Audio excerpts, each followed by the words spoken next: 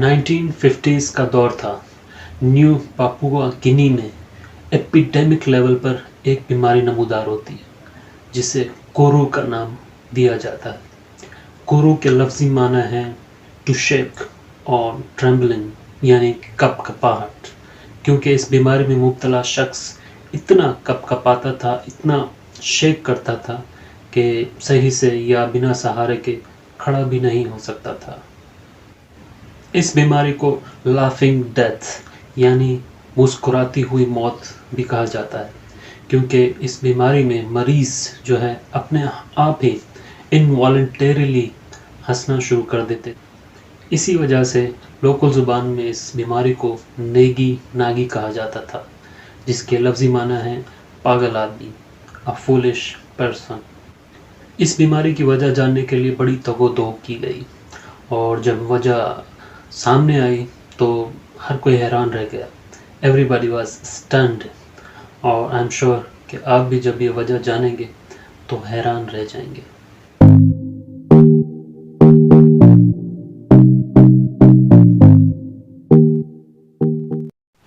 शुरुआत में वहाँ के लोग ये मानते थे कि ये बीमारी जादू टोने से होती है, यानी कि किसी ने तावीज़ करा दी।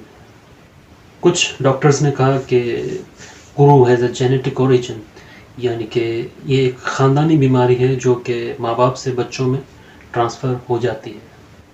और फिर जब इस बीमारी की साइंटिफिक बेसिस पर रिसर्च शुरू की गई और चिंपैंजीज़ पर एक्सपेरिमेंट्स किए गए तो डॉक्टर डेनियल कार्लेटन ने इसकी असल वजह ढूंढ निकाली, जिस पर उन्हें 1976 में Nobel prize in physiology and medicine भी मिला। अब आपको ये पता है कि viruses can be contagious. Virus contagious हो सकते हैं, बैक्टीरिया भी कॉन्टेजियस हो सकते हैं, लेकिन क्या आपको ये पता है कि कुछ प्रोटीन्स भी कॉन्टेजियस हो सकती हैं? जी हाँ, कुछ मिसफोल्डेड प्रोटीन्स और मिसहैपन प्रोटीन्स, जिन्हें मेडिकल लिटरेचर में प्रायॉन्स कहा जाता है, can also be contagious. Creutzfeldt Jakob disease और मैड काउ डिजीज़ दो मिसालें हैं प्रायॉन डिजीज़ की। नॉर्मली हमारी बॉडी में प्रोटीएजेस होते हैं जो कि एंजाइम्स हैं और वो प्रोटीन्स को डिग्रेड कर देते हैं, लेकिन प्रायॉन्स ऐसी मिसफोल्डेड प्रोटीन्स हैं जिन्हें हमारी बॉडी के एंजाइम्स डिग्रेड नहीं कर पाते और वो फिर वो बॉडी में ही अकुमुलेट होना शुरू हो जाती है, ख़ासकर हमारे ब्रेन में, और फिर वहाँ जाकर वो नर्व सेल्स को डैमेज करना शुरू कर देती हैं। ऑलराइट, अब हमें ये तो पता लग गया कि कोरू एक प्रायॉन डिजीज़ है और हमें ये भी पता लग गया कि प्रायॉन क्या होता है। Now the most interesting part कि पापुआ न्यू गिनी के लोगों में ये बीमारी इतने बड़े स्केल में यानी कि एपिडेमिक लेवल तक कैसे फैली।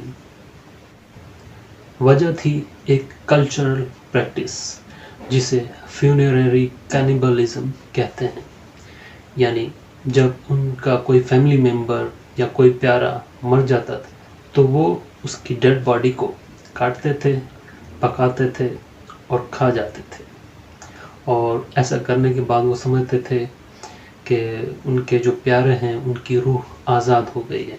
जी हाँ, they used to eat the bodies of their loved ones to free their spirits। हैरानकुन तौर पर ये बीमारी औरतों और बच्चों में 8 से 9 गुना ज़्यादा थी। And you can guess why। Because जहाँ मर्द हजरात जो हैं वो बॉडी के दूसरे हिस्से खाकर लुत्फ़ अंदोज़ होते थे, वहीं बच्चे और औरतें दिमाग यानी मग़ज़ का ज़्यादा इस्तेमाल करते थे, या यूँ कहें कि शायद औरतों को भेजा फ्राई ज़्यादा पसंद थी। और जैसा कि आप जानते हैं कि प्रायॉन्स की ज़्यादा मिक़दार भेजे में ब्रेन में ही पाई जाती है। खुशकिस्मती से अर्ली 1960s में लोगों ने इंसानों का गोश्त खाना बंद कर दिया, जब पहली बार ये बात सामने आई कि ऐसा करने से ही ये बीमारी फैलती है, और इस तरह आहिस्ता आहिस्ता ये बीमारी ख़त्म हुई। اور اسی کے ساتھ ہی ہماری یہ ویڈیو بھی اپنے اختتام کو پہنچی. And now today's fact. ایک اسٹڈی کے مطابق آپ کے ایک ایکسٹرا 10 سال یعنی این ایکسٹرا ڈیکیڈ جینے کے چانسز 47% تک زیادہ ہو جاتے ہیں اگر آپ ہفتے میں 5 دن گھر کا بنا ہوا کھانا کھائیں. یعنی ڈونٹ ایٹ بھیجا فرائی ایٹ ہوٹلس. جسٹ کیڈنگ. تو یہ تھی آج کی ہماری یہ ویڈیو.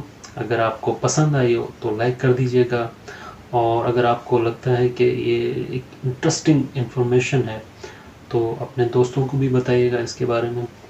اور اگر آپ کو لگتا ہے کہ میرا یہ چینل آپ کی زندگی میں تھوڑی سی بھی ویلیو ایڈ کرتا ہے تو پلیز سبسکرائب بھی کر دیجیے گا. Thank you. اللہ